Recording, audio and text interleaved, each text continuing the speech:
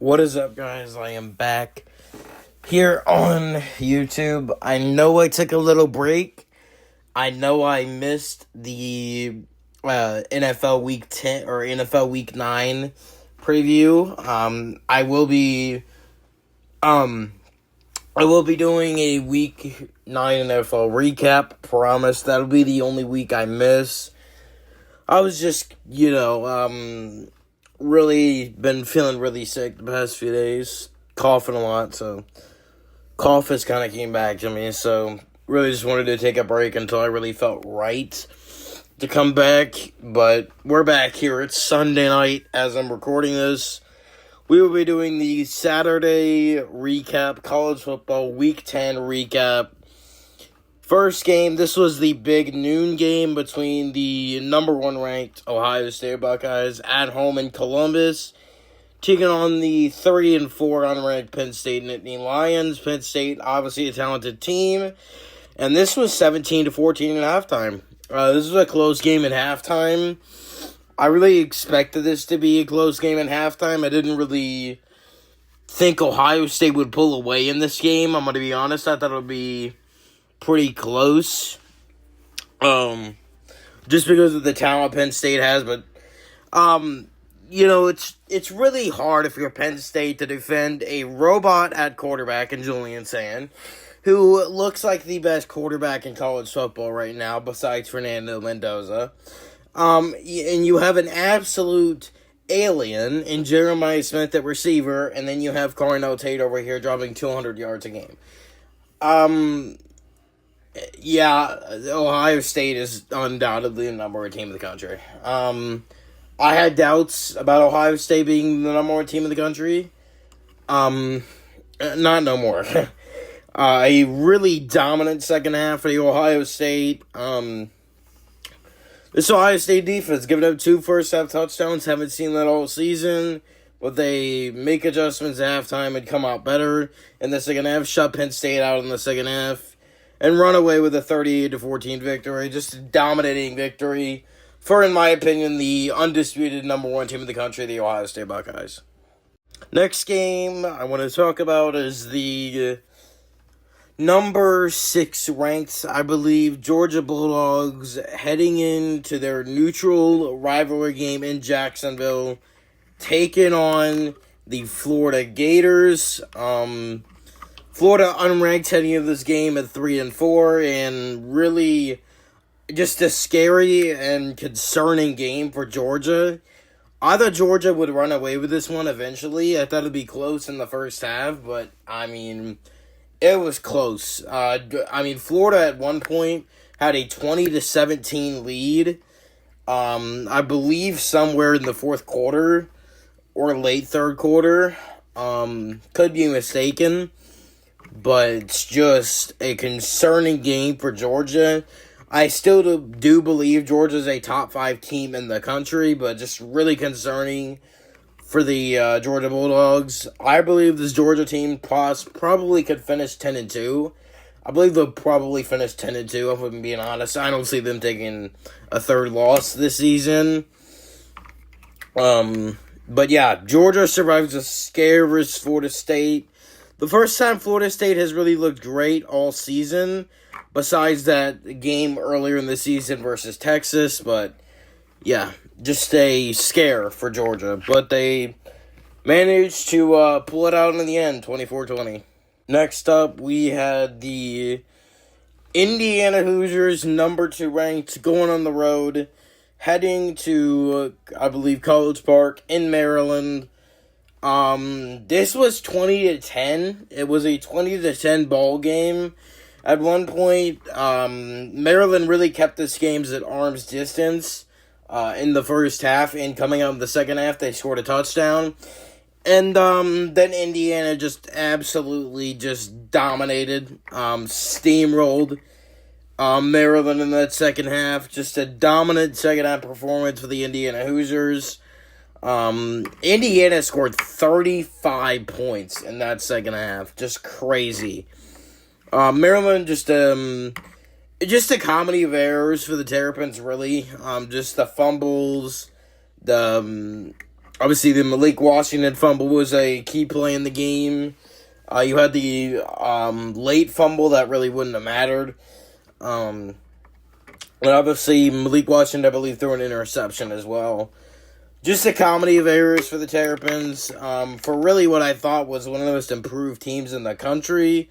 And they've really been disappointing since I've said that. They really have. They're now 4-4. They've lost 4 straight games. Just really a disappointing season for what was looking like a really promising 4-0 start. The Terrapins, a dominating performance for the Hoosiers as they win 55-10. Next up, we had the noon ESPN game between the number 9 ranked Vanderbilt Commodores and the number 20 ranked Texas Longhorns. Really surprised at the outcome of this game. I thought Vanderbilt would win this game.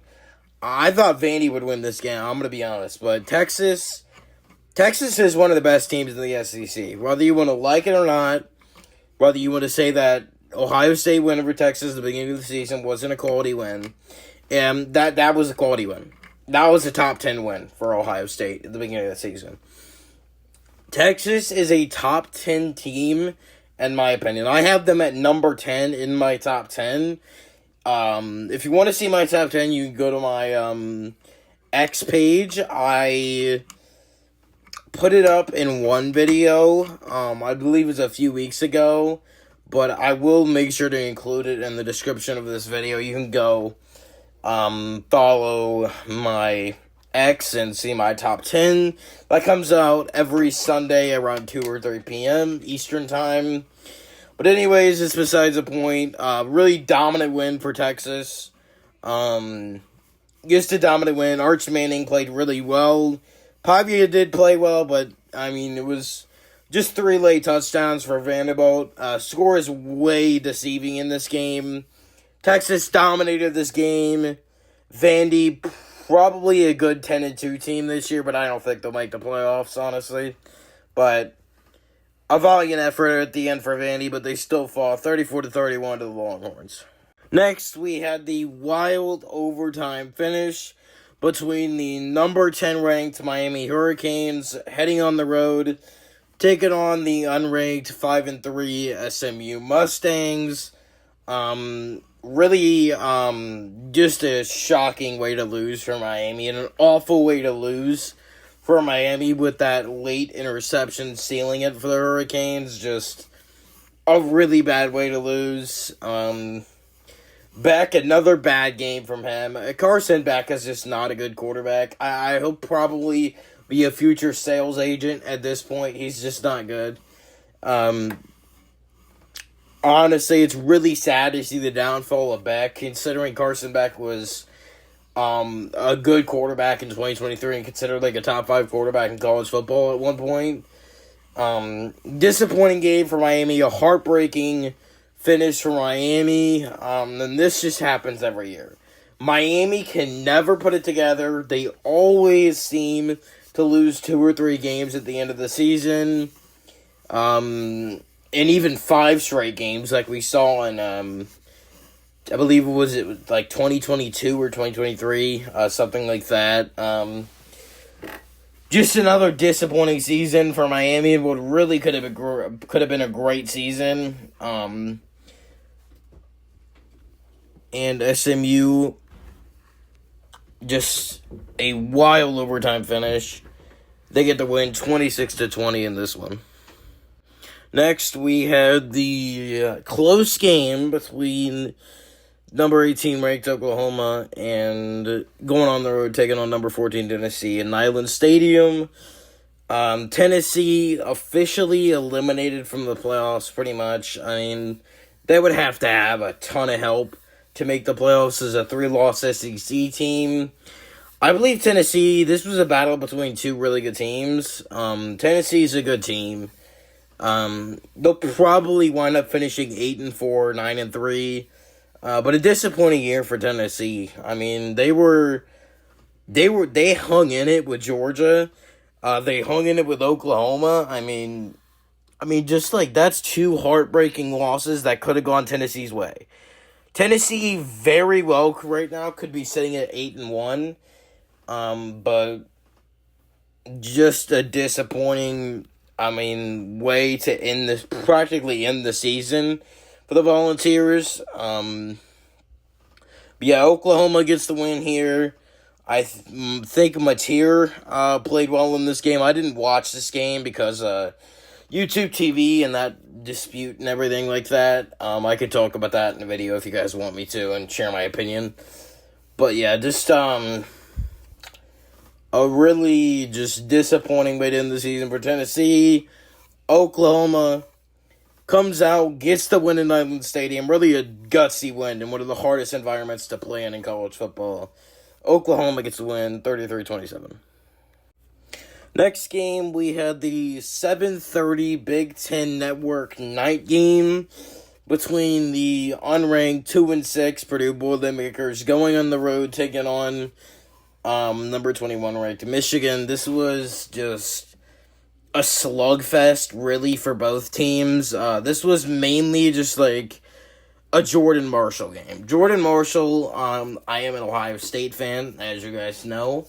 I hate Michigan with everything in me, but gotta give credit where credit's due. Jordan Marshall played great. I believe he is the future at running back for the Wolverines, and he'll probably finish this season for Michigan.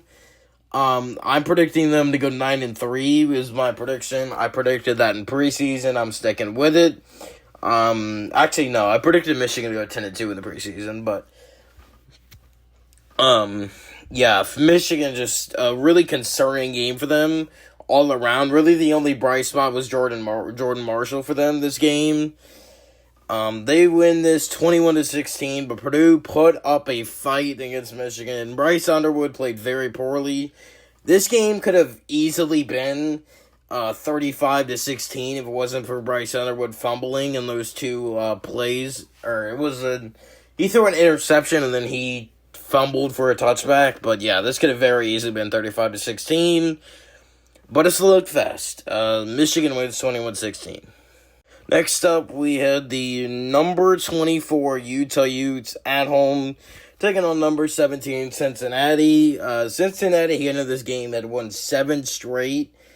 7-1 heading into this game, taking on the 6-2 Utes. A really surprising blowout. I did not expect this to be a blowout at all, but a great performance for Utah. And a good performance for Dampier. Devin Dampier, it seems like every time he plays well, this Utah team plays well. Utah, in my opinion, a top 20 team, possibly top 15. But it's just an all-around dominant performance from Utah in this game. Cincinnati, a really disappointing game. I thought they were a way better team than this. I thought they would honestly finish the season 10-2.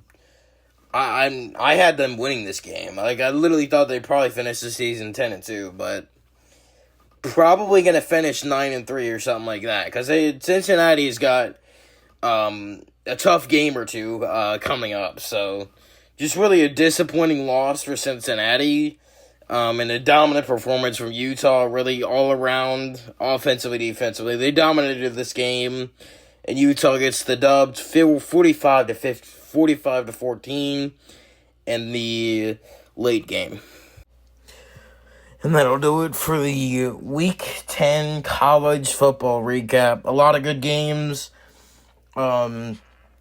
Week 11 coming up later this week. I will probably be uploading this late Sunday night after the Sunday night football game. So I will get the Sunday night football recap and then, everything like that out. So yeah, hope you guys enjoyed the video. Like and subscribe if you enjoyed. Of course, trying to grow the channel. I know I've said that multiple times, so I just cannot express it enough. I would like this channel to blow up. I would like this channel to be big, but gonna need y'all's help, obviously. So, just a really good week of college football, and yeah, that'll do it for the recap. Peace out.